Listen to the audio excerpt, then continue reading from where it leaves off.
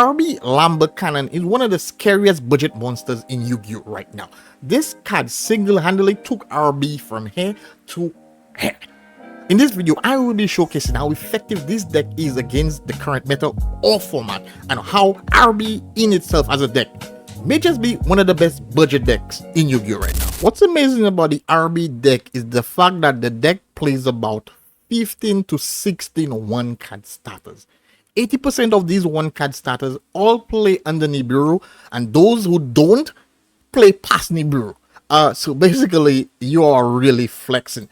In this clip here, I start with the Funk Doctor, and I said Funk Doctor. It's a doctor, you might as well call it that, the Funk Doc, which is a one-card combo because it searches you a copy of your stage landing. Stage landing also is one of the one-card combos because it gets you to the Funk Doc, and like, yeah, a lot of shit happens. All right, we get a copy of our stage landing. Activate stage landing, boom, unfortunately hit with an Ash.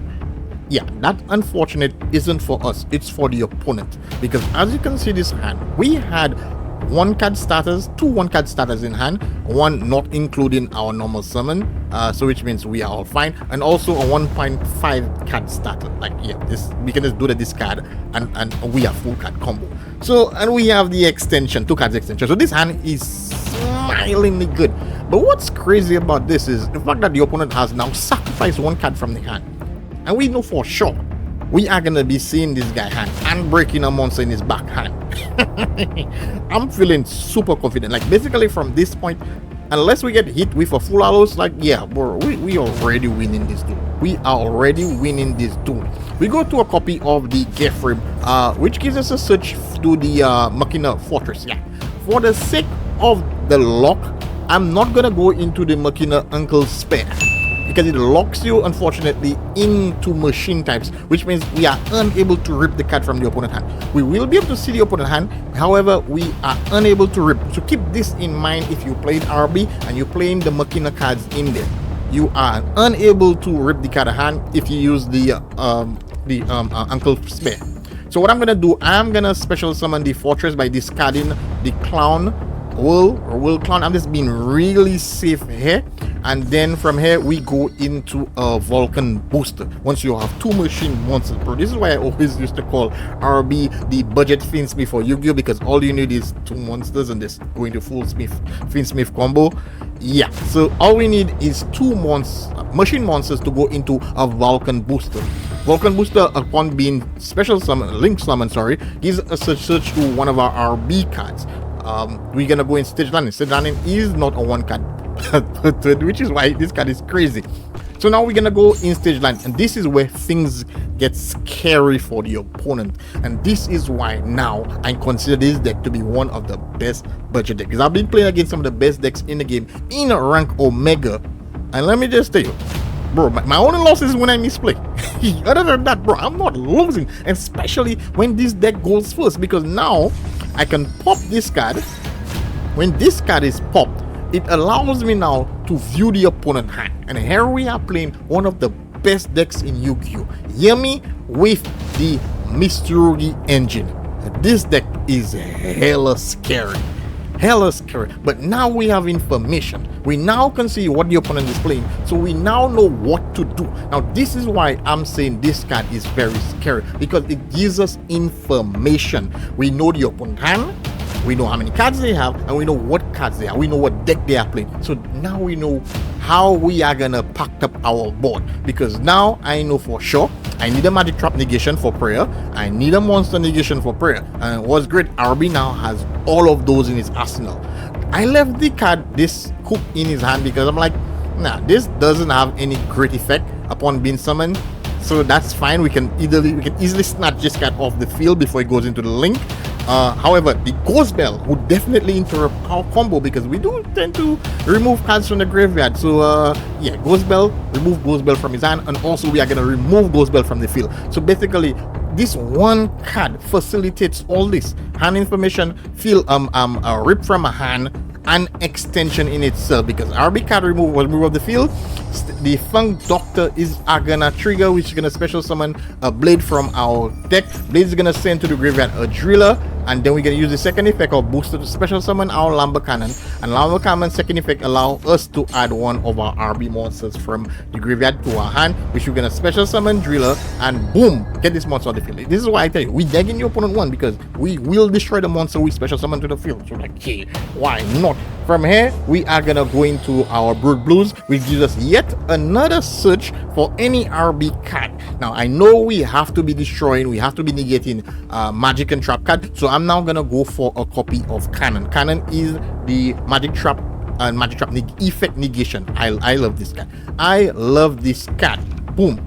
From here, we're gonna activate the effect of our redeployment. I just want to ensure that I have this was such a special, but this is mainly because I want to make sure I have a Citadel in the graveyard, because Citadel synergizes so, trust me, so great with this deck. So great with it in so many ways. And now I can go into the Uncle Spare effect, because I no longer care about ripping the card from the opponent's hand, and I'm playing machine deck, so all cards I want to link summon or summon are machine type. So doesn't matter, the lock doesn't matter right now. Now I'm gonna activate the operation, which is a free special summon. Alright, get it on the field, then I'm gonna gain life points. You just return the card to your hand and special summon just to gain life points. Like, yeah, I know time is not a factor in Yu-Gi-Oh right now, but that is all fine. From here, we are gonna extend our combos. I'm gonna go in to a copy of Clockwork Knight, send to the graveyard operation test. So then we have a copy of our Clockwork Knight in our hand. Boom. We go into a blocker to send the Clockwork Knight to the graveyard. Boom. Then switch that to have a regular, just to increase the amount of negations on the field, because now we have an Omni Negate, and now we have Shepherd on the field. Shepherd's gonna get us a copy of the next phase, which is our counter trap card for monster effect. So now our board is sitting on, based on the information we have an Omni Negate, magic trap negation here.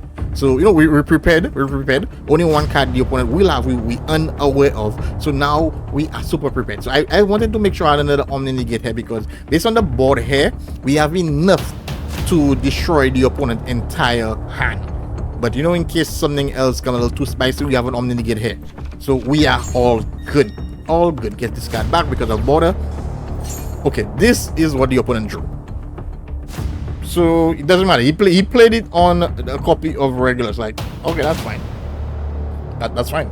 we were prepared for what's in hand. That's fine.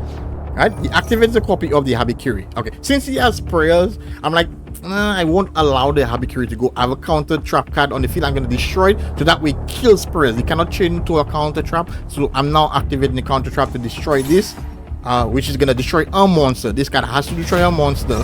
Now what's great about it now, the monster I chose to destroy was the copy of our Gefrim, which triggers the Citadel from the graveyard, triggers special summons to the field. Boom. At this point, nah bro, you still have to contend with this. If it goes yummy, I'm just gonna activate the effect of Blade and just steal the yummy, and there's nothing he can do. Then the effect of Doc will kick in, the effect of Shepherd will kick in. Bro, we are not losing this duel because we have the information, and based on the information we got from the opponent hand, we know how to set up our board, and we set up perfectly. This is why this card is scary. In this clip again, we go in first. However, we are opening with stage landing. Like I said, if you open the Doc, if you open the stage landing, bro, you are good. And then you have the extension, so in case the opponent does interact with these cards, bro, we still have the extension. And trust me, the Orcus line is super crazy in this deck. So we go into our Brute Blues. Now, okay, one thing I'll tell you, which I've learned the hard way, to play around Joel, I would suggest, if you open Brute Blues and you have an extender, that's if you have an extender. If you don't, then you don't have a choice. You have an extender, you go into a second copy of landing, because if you search the Dock and you get Drool here, this card cannot be activated, and if you don't have an extender, it doesn't look nice. It's gonna hurt. However, yeah, despite the bad play here, I didn't play around Joel, we are still good. Activate our Dock. Dock gets us another copy of landing, and you guys are ready. Landing into our cannon. Cannon, let me see your hand. Boom. This is the opponent's hand right now. Oh my goodness, we're playing yet again against one of the best decks in Yu-Gi-Oh right now, Draco Tail. We took the 5 minute. Yeah, the fine one. Yeah, we took the 5 minute. The power of the thing. We took one of the best cards from the hand. 5 minute. Come here, my girl. And now we have to see. Okay, we have branded. We have Rao. Wow.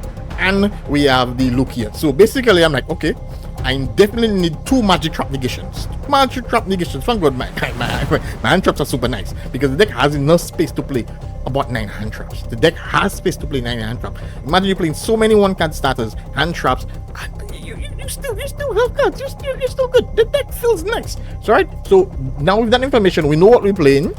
We gotten rid of one of the best starters, or one of the best cards in the deck, Femina, and then we are sure this trap card is non-factor now, and the Lucius is the searcher. We know we can search monster negation, so we are good. All right, from here, the effect is gonna trigger, and basically it's gonna go the very same line.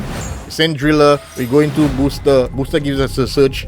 We activate the effect, special summon, add driller to our hand, special driller, pop this because then go into shepherd, set our counter trap card. And then we are gonna extend a little further. We are now gonna go into the Gesu line. Gesu gonna send to the graveyard, go into the link 1, activate special summon, return to hand just to get the life points, already. Go into a copy of Brute Blues. Yeah, I think I may have done a few lines wrong there, so I kind of just wanted to make up because the link arrows were not in my favor. That's the reason the additional summons there, right? Now, what I love about this, right? This search is a plus for us. We get to discard our Clockwork Knight for the effect of the link 1 just to search for the World Clown, which itself is an interrupter, right? Boom. From here, send to the graveyard, have our regulars in our hand. Boom, go back into, yeah, I know, like I said, I messed this up. And we did so much more than we were supposed to utilize, so much more resources. But we still where we want to be because we still have the counter trap card, we still have the regulars in the field, and this card during the opponent's turn can return these cards to the graveyard while special summoning 1. So basically we can return these cards to the grave, we can return these cards to the deck and special summon 1. So we not bad. Definitely took the wrong lines, unfortunately, but the purpose of this video, episode of the clip, is just to showcase how important or how effective the Lamberta cannon is. Okay, the opponent drew Super Poly. That's crazy. Now, the opponent had Super Poly in his hand. When we checked it out, we definitely know how to play a wrong Super Poly. So this is how effective Lamberta cannon is. Unfortunately, this guy drew Super Poly, breaking the back of our 2 monsters, so pretty much getting rid of 2 interruptions. But what I love about the dock is since one of our RB monsters left the field, we can basically special summon an RB monster from the deck, which keeps our trap card alive. Raul, nah bro, already prepared for that. Branded, nah, already prepared for that. And nah, prepared for that. Bro, my goodness guys, it's not looking nice. We were prepared. Unfortunately, terrible lines were taken and our back got broken to some extent, but we were still good because the deck just that good. It's that good. We were prepared for everything the opponent dished at us. We were prepared. Right, we are gonna continue here on our turn. I am gonna draw the Uncle Sphere. Uncle Sphere is gonna send to the graveyard our Citadel, and then we are now gonna go into the line because we still have the extension in the grave because we are playing the Oculus. So we are gonna activate the effect of our World Legacy World 1 to special summon our Gesu. Gesu send to the graveyard a copy of Gesu. Link 1 on the field. We go. I really don't want this guy to draw a card because unfortunately we cannot go into any of our RB monsters because we need. We were locked into Dark, unfortunately, so we couldn't go into the booster, even if we had the 2 machines. So we went into a copy of SP Knight. I don't want this guy to draw.